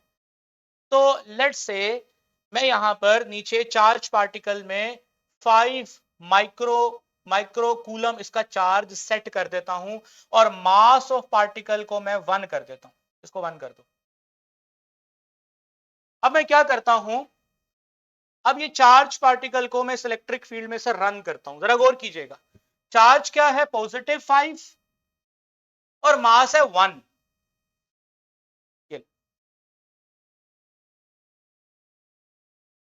सर ये क्लियरली शो हो गया कि पॉजिटिव चार्ज है तो नेगेटिव की तरफ डिफ्लेक्ट होगा। इसी तरह चूंकि इलेक्ट्रॉन पे प्रोटॉन पे पॉजिटिव चार्ज होता है तो वो नेगेटिव प्लेट की तरफ डिफ्लेक्ट होगा। इसमें जो सीखने वाली चीज है वो बड़ी जबरदस्त है, भी आपको समझ आ जाएगा। आप एक काम करो कि चार्ज वही रहने दो लेकिन इसको -5 कर दो। -5 चार्ज कर दिया और मास ऑफ पार्टिकल हम बहुत कम कर देंगे, क्योंकि आपको पता है, बच्चों को आपने क्लास में बताया होगा कि इलेक्ट्रॉन का मास प्रोटॉन के सामने ऐसे ही है जैसे 10 पाउंड केक के ऊपर एक लेस की चिप्स। लेस की चिप्स इलेक्ट्रॉन की तरह है और 10 पाउंड का केक प्रोटॉन की तरह है, यानी मास बहुत कम कर दिया, चार्ज उतना ही है। अब हम इस पार्टिकल को रन करते हैं तो क्या डिफ्लेक्शन में फर्क नजर आया? बच्चा सर खुद डिफ्लेक्शन देख के बता देगा कि इलेक्ट्रॉन की डिफ्लेक्शन ज्यादा है, प्रोटॉन की डिफ्लेक्शन कम है। इस डिफ्लेक्शन से ही साइंटिस्ट को आइडिया हुआ था कि इलेक्ट्रॉन का मास क्या है और प्रोटॉन का मास क्या है।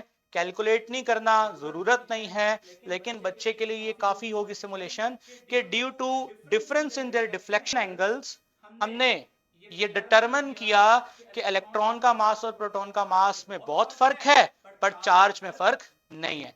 ये सिमुलेशन आपको ये समझाने में हेल्प करेगी। सर मजीद आपकी खिदमत में कुछ सिमुलेशंस रखता हूं ताकि आपको आइडिया हो जाए कि किस तरह की डेवलपमेंट हो चुकी है। This is we can say that motorway. ये वो मोटरवे है जिसका हम इस्तेमाल नहीं कर रहे, ये वो क्विक रूट है समझाने के लिए जिसका हम यूज नहीं कर रहे।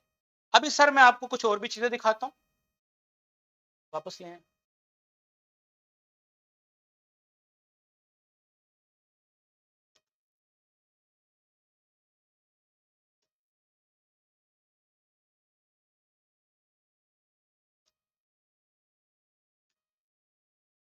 यहां लिखो आगे। खैर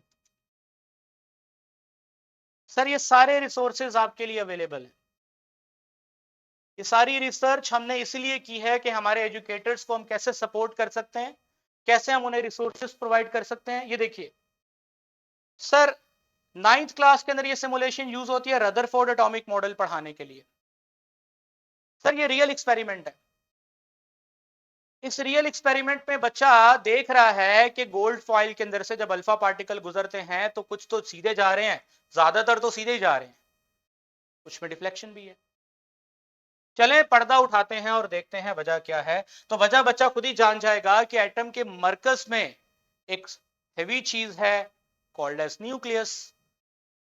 तो इस एक्सपेरिमेंट से कैसे न्यूक्लियस की डिस्कवरी हुई आप बच्चे को दिखा सकते हैं। मैं यहां पर आपको सिमुलेशन समझा नहीं रहा, आपको तो सिर्फ सर जो कैंटब पे एज अ टीम हमने रिसर्च की है, हम चाहते हैं कि वो रिसर्च किस तरह एजुकेटर्स तक पहुंचे और वो तमाम एजुकेटर्स जो सीरियस हैं, जो पैशनेट हैं, बच्चे के लिए कुछ करना चाहते हैं, बच्चे की जिंदगी बदलना चाहते हैं, उसके पास ये रिसोर्सेज हों। आप एक काम करें, उनसे मोज़ैक का पासवर्ड मंगवाएं। सर एक और मैं आपके साथ इसी तरह के सिमुलेशंस और भी शेयर करना चाहता हूं, का पासवर्ड अपडेट कर।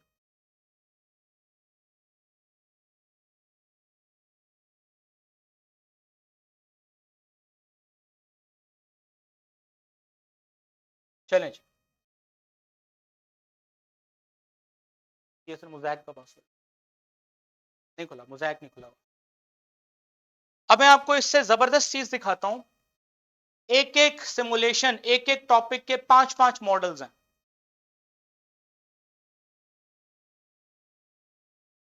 कुछ हमने डेवलप कर लिए, कुछ हमने पेड रिसोर्सेस ले लिए। जी, अभी जितना भी मैंने एटॉमिक मॉडल समझाने के लिए रिसोर्सेज आपके साथ शेयर किए हैं, हो गए ना? ठीक है,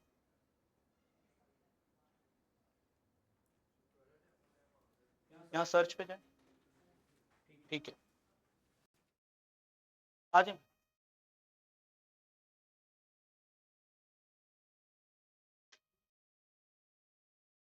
चलें इसको सर्च करें, खोलें। जी, ये वाला ओपन करते हैं। ये एक हाई रेजोल्यूशन रिसोर्स है जो काफी अच्छा रिसोर्स है, बच्चों को बहुत जबरदस्त तरीके से विजुअलाइज करेगा। चाहे तो आप अपनी क्लासरूम को देखते हुए ग्रेड 9 में यूज कर लें, it's up to you. Sir ये डेमोक्रेटिस का मॉडल है जिसने बोला था कि पार्टिकल्स होते हैं और ऐसे होते हैं पार्टिकल्स। बाद में डॉल्टन ने बोला ऐसे होते हैं particle, it's like a billiard ball.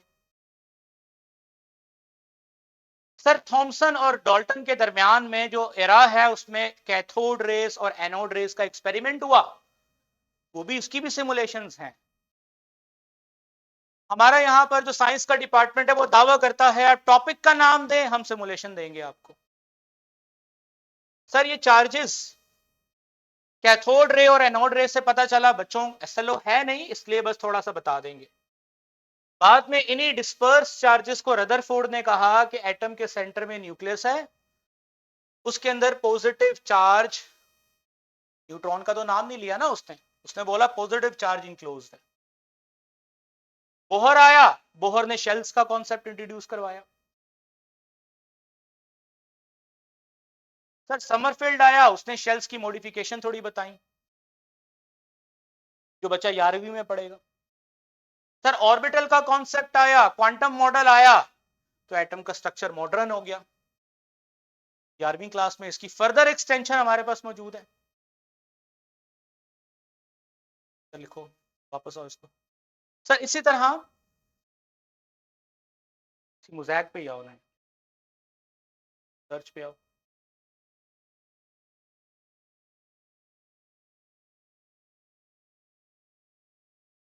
Just a minute.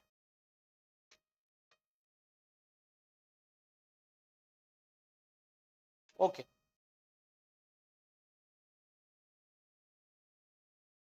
ये वाला ओपन प्ले करें। जी सर, अब आपके सामने एक और रदरफोर्ड का मॉडल मैं रख रहा हूं। ऑल्दो कि जो पहले मैंने दिखाया है वो इनफ है, लेकिन दिखाने का मतलब क्या है कि डिपेंड करता है स्टूडेंट किस लेवल पे है।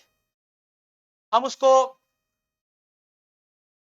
ये विजुअलाइज करवा सकते हैं, हम इसकी एक्सप्लेनेशन के लिए फर्दर इन डेप्थ जा सकते हैं। सर पार्टिकल स्कैटरिंग को समझाने के लिए फर्दर उसको क्लासिफाई कर सकते हैं कि क्या वजह थी, सेंटर में न्यूक्लियस था, हैवी बॉडी थी जिसकी वजह से अल्फा पार्टिकल स्कैटर्ड हो गए। सर ये सब कुछ है, आई नो इसमें से कुछ फ्री है कुछ पेड है, लेकिन हमने उसको सबको एक जगह पे जमा कर लिया, अपनी डेवलपमेंट कर ली, इंप्रूवमेंट कर ली, कोडिंग को चेंज कर लिया और अपने एसएलओस के मुताबिक उसको मॉडिफाई कर लिया। Last simulation sir atomic structure पे आपको दिखा रहा हूं, उसके बाद फिर हम अगली डोमेन पे चलेंगे। तो लेके आओ टैब।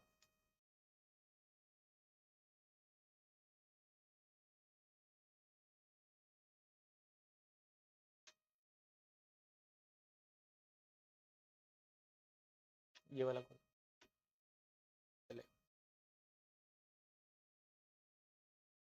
जी सर, अब आप जो मेरे दोस्त केमिस्ट्री को पढ़ा रहे हैं उनको पता है बोहर एटॉमिक मॉडल, ये सिमुलेशन कितनी हेल्पफुल हो। हाइड्रोजन, बोहर एटॉमिक मॉडल है भी हाइड्रोजन पे था। इलेक्ट्रॉन मूव करेगा पहले शेल से दूसरे शेल में तो एनर्जी एब्जॉर्ब करेगा, वही इलेक्ट्रॉन नीचे आएगा तो उतनी एनर्जी रिलीज करेगा। फुल स्क्रीन करें इसको। इलेक्ट्रॉन दूसरे शेल से तीसरे शेल में जाएगा तो एनर्जी एब्जॉर्ब करेगा, वहीं से नीचे आएगा तो एनर्जी क्या करेगा, रिलीज करेगा, कलर्ड फॉर्म में रिलीज होगी। यहीं से आप फ्लेम टेस्ट भी समझा सकते हैं कि जब भी इलेक्ट्रॉन सेकंड शेल में गिरता है तो कलर्ड फॉर्म में एनर्जी रिलीज करता है। साथ में ऊपर स्पेक्ट्रम नजर आ रहा है। मेरे पास हाइड्रोजन स्पेक्ट्रम को समझाने के लिए 5 और सिमुलेशंस हैं जो हमारी पर्सनलाइज्ड हैं, हमने खुद डेवलप कर ली हैं। सर ये सब कुछ दिखाने का मकसद सिर्फ एक ही था, स्क्रीन पे ले आए। सर ये सब कुछ दिखाने का मकसद यही था कि जेन जी को फीड करने के लिए टूल्स मौजूद हैं, उनकी साइकोलॉजी को सामने रखते हुए कंटेंट मौजूद है, टेक्निक्स मौजूद हैं, सब कुछ मौजूद है। हमें सिर्फ क्या करना है, हमें सिर्फ अपने तालीमी निज़ाम में दो चीजें चेंज करनी है अपने तालीमी निज़ाम में। सर फॉर मी हमारे एजुकेशन सिस्टम में तालीमी निज़ाम में दो चीजों की कमी है, सिर्फ दो चीजों की कमी है। एक तालीम की कमी और दूसरा निज़ाम की कमी है। सर तालीम जिस तरीके से हम दे रहे हैं वो इररेलेवेंट हो चुकी है बच्चे की। उस इररेलेवेंसी की वजह से बच्चा ये फील करता है कि मुझे जरूरत नहीं पढ़ने की। वो अपने देखता है बहन भाइयों को, वो ये देखता है कि मेरे उस कजन ने मैट्रिक पास किया है, कारोबार कर लिया तो वो बहुत कमा रहा है, मेरे फलाने कजन ने एमफिल किया है और वो भी जॉब तलाश कर रहा है, तो उसका एतमाद उठ गया है क्योंकि उसको रोट लूप में रहकर फील हो गया है कि मुझे फायदा नहीं हो रहा। लेकिन अगर हम रिसोर्सेज का यूज करें, जो चीज हम 6 महीने साल लगा देते हैं समझाने में, वो उसको इस मोटरवे और फास्ट ट्रैक की वजह से जल्दी समझ आ सकती है, इसमें कोई शक नहीं है। इसी सिमुलेशन का इस्तेमाल करते हुए जब वो रीडिंग करेगा, सप्लीमेंट्री मटेरियल पढ़ेगा, तो उसको कोई प्रॉब्लम नहीं होगी। प्रॉब्लम उसको ये होती है कि विदाउट अंडरस्टैंडिंग जब उसको याद करना पड़ता है जिसका उसको फायदा नहीं है, तो वो नफरत करता है तालीम से। इसलिए हमारे तालीमी निज़ाम में जो तालीम है वो जिस तरीके से दी जा रही है उसमें एब्जॉर्प्शन नहीं है। और जो निज़ाम है इवैल्यूएशन का, जो मजबूर करता है बच्चे को कि याद करो याद करो याद करो, उससे वो नफरत करता है बच्चा। तो तालीम भी आ जाए, इवैल्यूएशन का निज़ाम भी ठीक हो जाए, तो ये तालीमी निज़ाम मुकम्मल होगा। और अगर तालीमी निज़ाम मुकम्मल होगा तो कौम बनेगी। कौम बनेगी तो हम एज अ नेशन प्रिवेल करेंगे दुनिया में जैसे हमें करना चाहिए था। सॉरी उससे अभी हम नहीं कर सके। हम एजुकेटर्स ही ये सब कुछ चेंज कर सकते हैं। गवर्नमेंट आपको देखती है, आप गवर्नमेंट को देखते हैं। गवर्नमेंट ये देख के कोई चेंज नहीं लेके आती कि मेरे उस्ताद कैसे चेंज होंगे।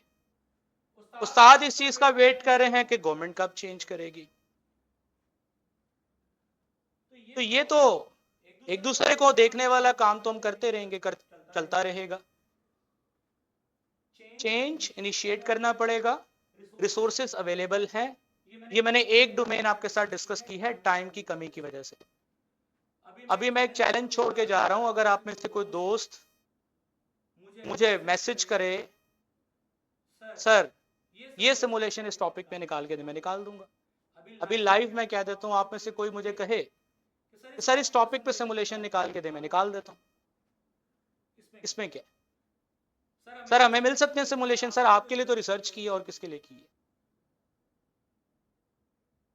मतलब ऐसी रिसर्च का फायदा क्या जो हमने इसको अपने तक के रखना है। इसलिए तो ये सीपीटी सेशन कर रहे हैं कि ये आप तक पहुंचे। मुझे बड़ी उम्मीद है कि मैं इस सेशन में जो मैंने शुरू में एक स्लाइड दिखाई थी, पीपीटी खोलो, जो मैंने शुरू में एक स्लाइड दिखाई थी, we all are standing at a point A. हम सब पॉइंट ए पे खड़े हैं, दूसरी वाली पीपीटी, और हम सबको अपना ईमान चेंज करना है और पॉइंट बी पे जाना है। अपने पढ़ने पढ़ाने के तरीकों को चेंज करना है, और वो चेंज करने के लिए हवाई बात नहीं होनी चाहिए, लॉजिक। और आई एम श्योर कि with the help of concrete logic मैं अपना पॉइंट ऑफ व्यू स्टैब्लिश कर चुका हूं कि हमें मूव करना पड़ेगा अपनी करंट मेथोडोलॉजी से। हमें चेंज करना पड़ेगा अपने आप को, otherwise we are far behind. मेरे किसी दोस्त का कोई सवाल है, कोई सजेशन है तो वो दे सकता है। बातें तो करने के लिए बहुत सारी हैं, लेकिन करंट इस सेशन में अगर आप कुछ ऐड करना चाहते हैं तो आप कर सकते हैं, कुछ पूछना चाहते हैं तो पूछ सकते हैं। जी sir, I am done.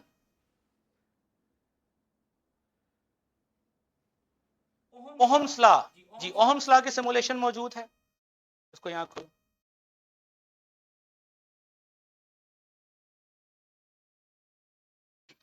Ohm's law की सिमुलेशन मौजूद है, अभी आपको खोल देते हैं।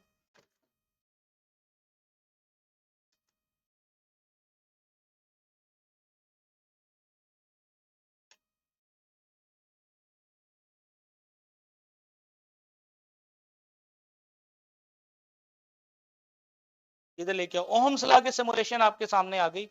देखिए ये कोई मसला नहीं, आप मुझे और कहें, मैं जितनी भी कहेंगे सिमुलेशन आ जाएंगी। ये लें, ओहम्स लॉ की सिमुलेशन आ गई। सिंपल, रेजिस्टेंस को फिक्स करें, वोल्टेज बढ़ाएं, ठीक है, वोल्टेज बढ़ाएं करंट बढ़ जाएगा, सिंपल। वोल्टेज कम करें, आप यहां देख सकते हैं करंट कम हो जाएगा, ठीक है। ये तो मैंने अभी एक सिमुलेशन दिखाई है ना आपको, इस तरह की। अच्छा, रेजिस्टेंस को चेंज कर सकते हैं हम यहां पर, ठीक है, ठीक है। अब चूंकि ये फिजिक्स डिपार्टमेंट के हैंड ओवर है, ये सारा फिजिक्स के रिलेटेड सिमुलेशंस को देखना, तो जब मैं उस डिपार्टमेंट को कहूंगा वो इस तरह की 10 सिमुलेशंस निकाल देगा। जी मोहम्मद नदीम साहब, आप कुछ कहना चाहते हैं? सर का माइक अनम्यूट करें।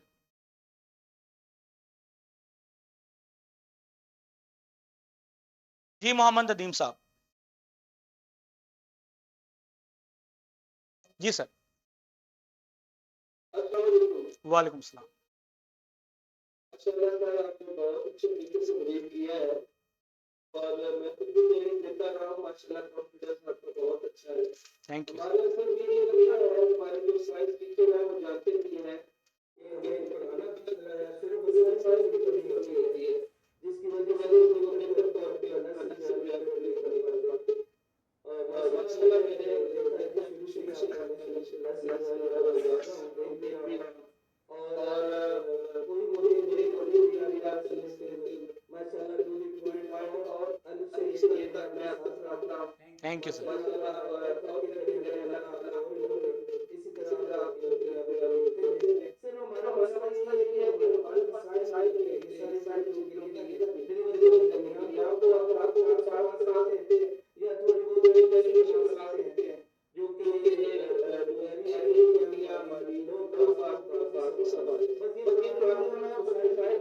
अच्छा सर, अगर ये आपको एलसीडी भी मिल जाए, ये टैबलेट दिखाएं यहाँ पर, अगर ये हम एलसीडी भी दे दें, टैबलेट भी दे दें, यानी आप जिस वसाइल की बात कर रहे हैं अगर वो हम प्रोवाइड कर दें, लेकिन उसके लिए कुछ हमारी शर्तें होंगी। शर्तें ये है कि इस टैबलेट और एलसीडी को, टेक्नोलॉजी को बच्चों की बेहतरी के लिए यूज करना है। सॉरी फॉर, मुझे लगता है माइक चल रहा है, ठीक है माइक चल रहा है। अगर ये रिसोर्सेज हम प्रोवाइड कर दें, आप इरादा कर लें कि हमने तब्दीली लेके आनी है, तो कैंटअप तो बने, इसलिए हम ये कर रहे हैं, ये हम कर रहे हैं। हम एक कैम्ब्रिज एडटेक प्रोग्राम स्टार्ट हमने किया। अगर आप हमारे फेसबुक पेज को फॉलो करें तो उसमें हम एक स्कूल सेलेक्ट करते हैं जो ये इरादा रखता है और जिसके पास सही विल पावर है। ये नहीं कि बात, सही विल पावर है, पूरी उसके पास एनर्जी है, रिसोर्सेज की वजह से वो कर नहीं पा रहा, तो हम उसको सपोर्ट करते हैं। हम उसको एडटेक प्रोग्राम के थ्रू ऐसी बुक्स प्रोवाइड करते हैं जो डिजिटल होती हैं। अभी मैं कोशिश करूंगा कि मेरे पास वो रिसोर्सेज आ जाए, मैं दिखा भी दूं सबको।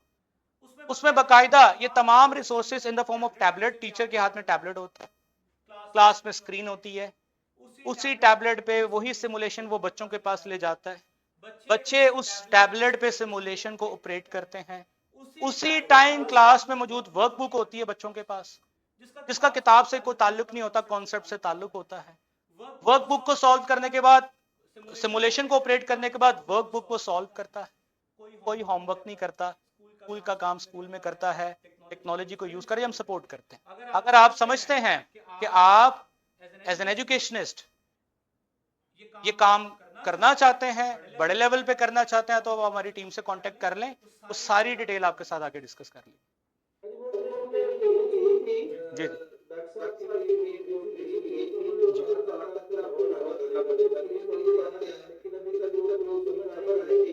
सर, वो हमारे एमओयूज हो रहे हैं, हमने 100 स्कूल्स की सिलेक्शन करनी है, ऑलमोस्ट आई थिंक सो, बिल्कुल हम पहुंचने वाले हैं अपने नंबर पे विद इन नो टाइम। अगर आप चाहते हैं तो आप कल ही लाहौर ट्रैवल कर लें। मैं आपको चाहूंगा कि यहाँ पर नंबर आपके साथ ग्रुप पे हम शेयर कर देंगे, उस नंबर पे कांटेक्ट करके आप एज सुन एज पॉसिबल, अगर आप चाहते हैं चेंज तो आप जरूर कांटेक्ट करें। ये चीजें हम सपोर्ट करने के लिए तैयार हैं। क्यों? हमने काफी तकरीर करके देख ली है, काफी लंबा अरसे से हम तबलीग कर रहे हैं। होता क्या है, बात सब एग्री करते हैं, आपकी वाली बात बिल्कुल सेकंड करूंगा, रिसोर्सेज की कमी की वजह से एग्जीक्यूशन नहीं हो पाती। तो अभी हमने यही सोचा है कि एग्जीक्यूशन हम करवाने में मदद करेंगे, रिसोर्सेज भी हम देंगे, बस बंदे के पास इरादा होना चाहिए। तो सर हमें खुशी होगी अगर आप ये बेड़ा उठाते हैं इस चीज का। जी जरूर जरूर जरूर जरूर। Thank you sir. और किसी दोस्त या कोलीग कुछ उसने कुछ कहना है कुछ, तो वो हाथ खड़ा कर सकता है। बहुत शुक्रिया नदीम साहब, बहुत अच्छा लगा आपसे बात करके, थैंक यू।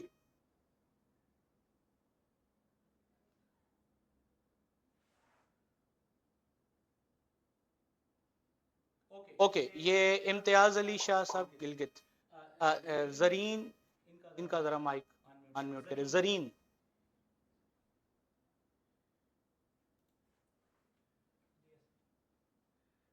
जी जरीन। अस्सलाम वालेकुम सर। वालेकुम सर अस्सलाम। मैं जो इस इदारे से बात कर रही हूँ, हमारा इदारा ईडीएलएस है और हम लोग जो है वीडियो बच्चों को वीडियोस दिखाते हैं और हमारा डिजिटल टाइप ऑफ लर्निंग है। तो we are very interested in this. तो we are not using yours, हम आपकी बुक्स इसलिए नहीं यूज कर रहे साइंस में, मगर हम जो है इंग्लिश में आप ही की बुक्स यूज करते हैं। 1 2 और तकरीबन शाम 5 और 8 तक अभी तक हमारा कोई काफी तक है। तो हम ये जानते हैं कि हमें क्या किस तरह हम अप्रोच कर सकते हैं इससे। देखिए मैं आपको एक बात बता दूं, ये एडटेक प्रोग्राम है, इसकी किताबों की नोयत और डिजाइनिंग और तरह की है। जो एक पढ़ने वाली बुक होती है ना, जिसे टेक्स्ट बुक कहते हैं, जिसमें आपने टीचर के लिए भी एक्टिविटी बनानी होती है, जो एडटेक की बुक है, एक तो वो करंट कैंटअप की बुक से डिफरेंट है। क्या डिफरेंट है उसमें, थोड़ा मैं आपको बता देता हूँ।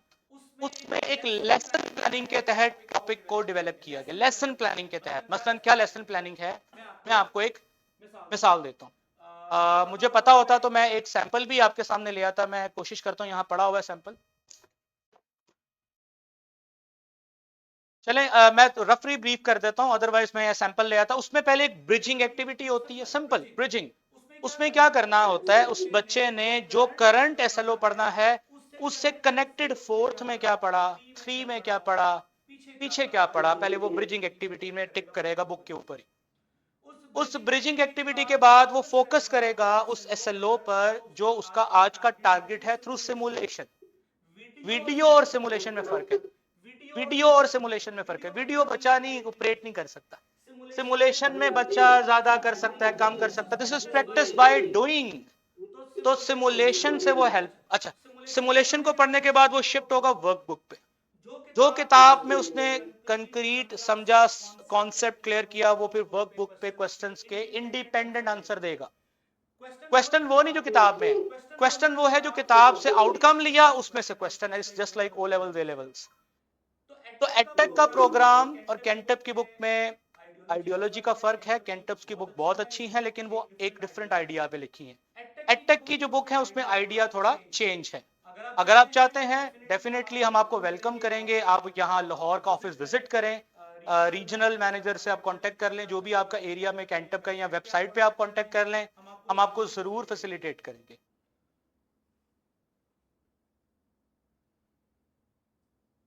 जी मैम, और कुछ कहना चाहती हैं आप? वैसे आपका बहुत अच्छा एफर्ट है और आपने बहुत अच्छा एक्सप्लेन भी किया है हमें, और आजकल की जो जनरेशन है ना उनके लिहाज से आपने बनाया है, ये बहुत अच्छी चीज। देखिए मैं अपनी, मेरे मेरे घर में छोटी बच्ची, मेरी जो सबसे बड़ी बच्ची है वो प्रेप में पढ़ती है।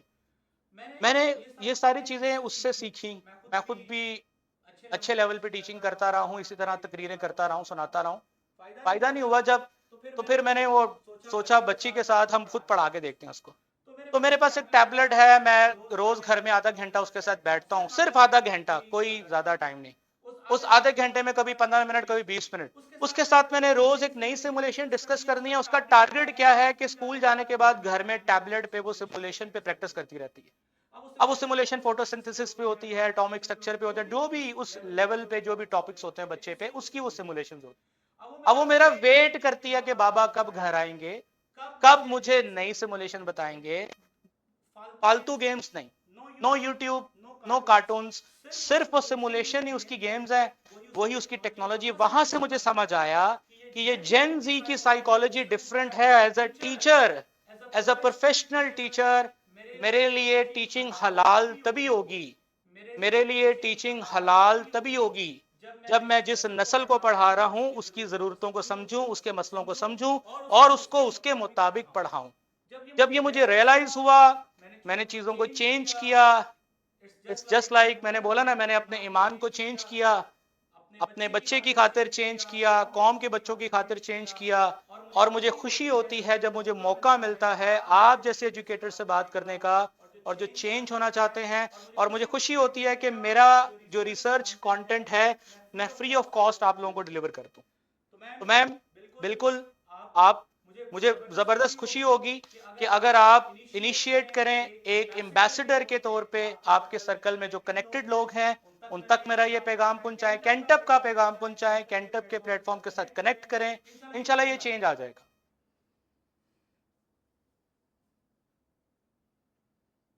Thank you ma'am, thank you. और कोई कुछ कहना चाहता है? अदरवाइज फिर आई थिंक सो बड़ा जबरदस्त हमारा सेशन हुआ ये, हम इसको फिर वाइंड अप करें, आपसे इजाजत चाहें। और मेरा कोई दोस्त, कोई कोलीग कुछ ऐड करना चाहता है? मुझे अच्छा लगा आप लोगों के सजेशंस को सुन के। Thank you sir, thank you sir. अच्छा, एक सवाल दोबारा। शुरू में मैंने पूछा था आपकी क्या एक्सपेक्टेशन है मेरे से, तो आई एम श्योर कि आपकी जो एक्सपेक्टेशन है वो मैंने कोशिश की है, उसको मैंने अच्छी तरह से पूरा कर दिया।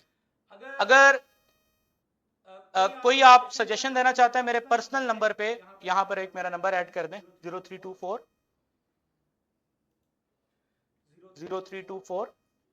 4037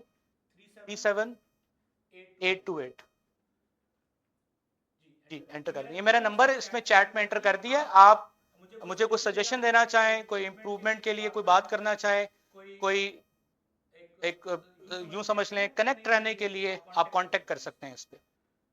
thank you very much, take your time. बहुत अच्छा लगा आपसे बात करके, शुक्रिया, अपना ख्याल रखिएगा।